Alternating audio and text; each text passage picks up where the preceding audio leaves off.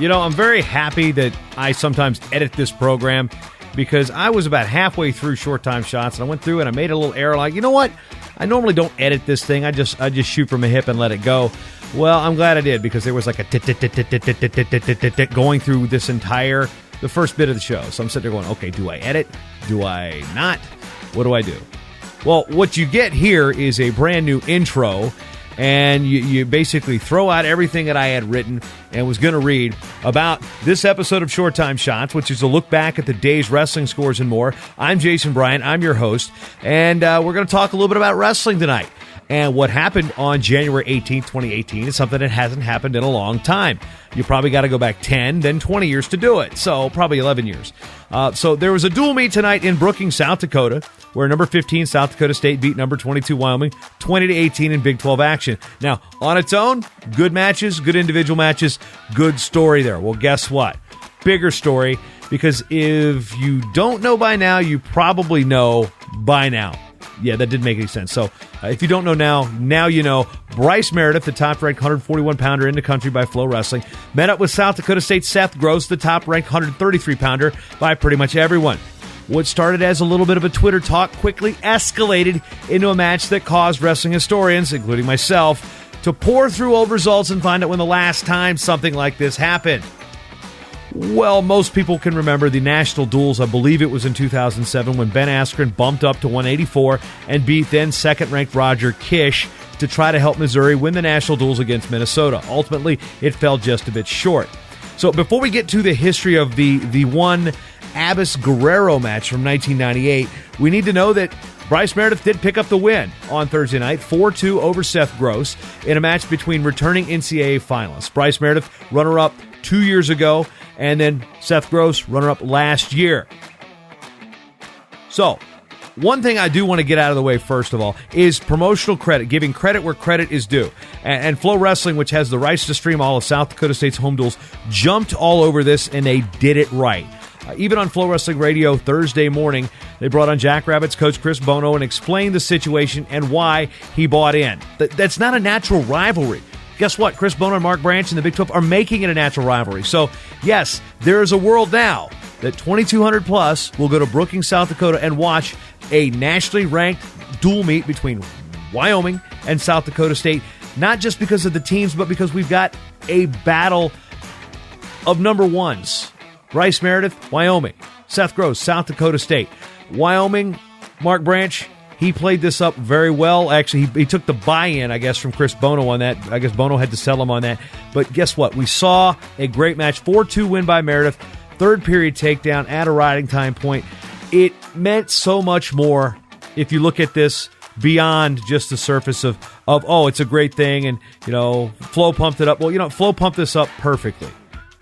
It wasn't just a wild tweet and some social media exposure. They got Bono on to talk about it. They had this thing already streamed, so it was catching lightning in a bottle. It was a great match, so kudos to the crew on getting that one done and actually seeing this play through, see it play out, because so many times we've seen coaches talk about big matchups, and we've had potential returning national champions set to beat the dual meet, and people bump away because, they're trying to win the dual meet. Same coaches say the dual meets don't matter. Yeah, let's not talk out of both sides of your mouth with that. Guess what? Bono and Branch, they both tried to win the dual meet. They both put lineups out there to do it, and we still got a tremendous battle that typically we'd only see like high school levels, where we see guys bump up to wrestle better guys. I mean, Thompson and Teskey, they're at the same weight class, bad example, but, we're in an era where people bump away from each other to win 4 titles or something like that. Now we're seeing guys call each other out. Friendly. This was Seth Gross and Bryce Meredith did this all on Twitter. It's like, hey, let's do it. And then they got the coaches to do it.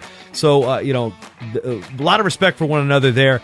And it was really cool. So thanks to Seth Gross, Bryce Meredith for putting on a show, Chris Bono, Mark Branch for putting it on, and Flow Wrestling for actually pumping this thing up the exact right way it needed to be pumped up. So kudos there. Now, let's get to the history as I've droned on here for a couple minutes. December 18th, 1998, Oklahoma State wrestled Fresno State. Eric Guerrero beat Stephen Abbas 5-3. So what was the situation there? Why the bump? So I go to the stacks. I have a stack of old magazines and historical archives of things of that nature here in my office. And Abbas was ranked number 2 in the country at the time, behind Oklahoma State's Teague Moore. So let's think about that for a moment.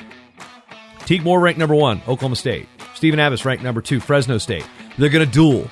Well, why did they not duel? Why did Abbas bump to 133? Well, guess what? Mr. Abbas was going to wrestle Moore. Mr. Moore wasn't in the lineup that weekend. So instead of it being Teague Moore, Oklahoma State threw out a future All-American, but not yet an All-American, Jeff Reagan. He went on to place in 2000, but here in 1998, not in the lineup yet. Tigger was pretty good that year. So there's going to be no Teague Moore. So what do? Well, you got 2 California natives in Abbas and Guerrero. Well, let's bump them up and see what happens.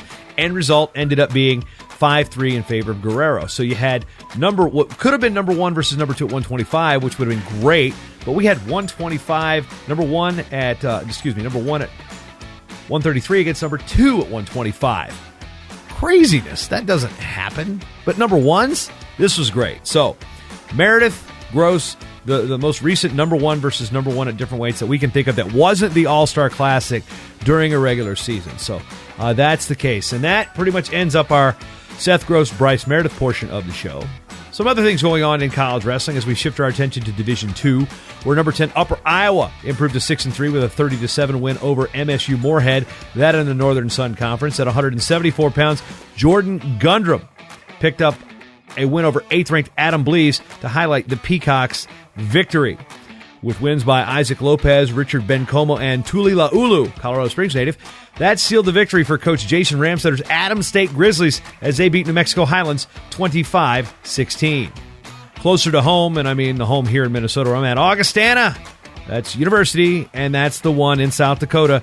Picked up a 27-9 victory over Northern Sun opponent Southwest Minnesota State. Record another fall for Arrow Amo at 184 pounds from Augustana. That guy has been at Augie forever. Guy's pretty good, though. Fresh off a championship in the American College Division at the Virginia Duels, King University returned to its winning ways with a 26-21 win over Coker in ECAC South action. It's a 5-5 split, and even without nationally ranked 133-pounder Dustin Kirk, the Tornado were just fine. Geography note, as offered by Julia Salata. If you're catching a trucker out of Philly, he probably had a nice long toque, because you do not head west through the Cumberland Gap to get to Johnson City, Tennessee. You actually head east. Don't believe me? Google map it. Oh, going back to Moorhead, we'll go to Division III, where top-ranked Augsburg headed west on I-94 and stopped just short of that North Dakota line and the Bison Turf, but they did not stop short of a win. No word yet if the turf is open yet. The Augies did not fear the ear of corn. Instead, they'd win 4 of the first 5 matches via bonus and beat Concordia, the one in Moorhead, 36-6. Little shout out to fellow PA announcer Brian Doucette out there on the microphone for the Cobbers. Number 8, Wisconsin Whitewater beat number 12, Wisconsin Lacrosse, 19-15. The big Warhawk win there came at 125 pounds, where Mike Tortorisi knocked off super freshman Zach Villarreal 8-0. That kid's having a great year, but not a great night for the UW Lacrosse Eagle. At 197 pounds, returning national champion Jordan Newman of Whitewater iced the victory for the Warhawks with a 7-4 win over Wesley Schultz. Wabash jumped out to a big lead and cruised past Milliken 25-15. The Little Giants, yes, the Little Giants reference. And we're not talking about Tom Arnold and Rick Moranis. We haven't had too many Little Giants references this year on the show. They had 5 of their first 6 wins via bonus, including a fall at 157 from Kyle Hatch. Milliken, not coincidentally, but by the way, shut up McMurray 48-0.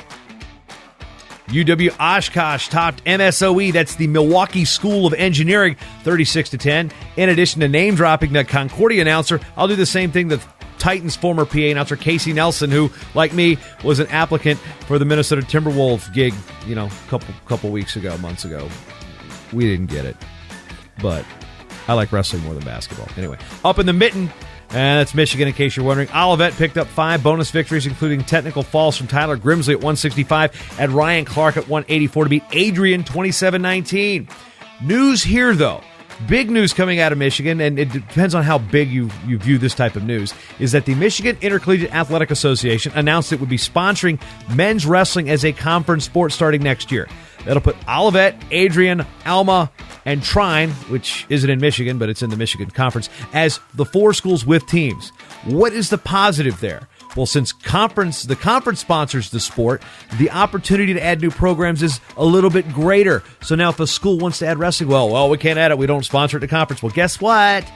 It does now. So here's to hoping that Albion, Calvin, Hope, Kalamazoo, and St. Mary's, the one in Michigan, are looking to start teams in the future. That's all I got for you tonight. This has been Short Time Shots for January 18th, 2018. Thank you for spending your time with me, because you've always got time for Short Time, even with bad editing. The Short Time Wrestling Podcast is proudly outfitted by Compound Clothing. Shirts, singlets, custom gear orders, everything you need. Call up Cliff and the crew at cmpteamwear.com.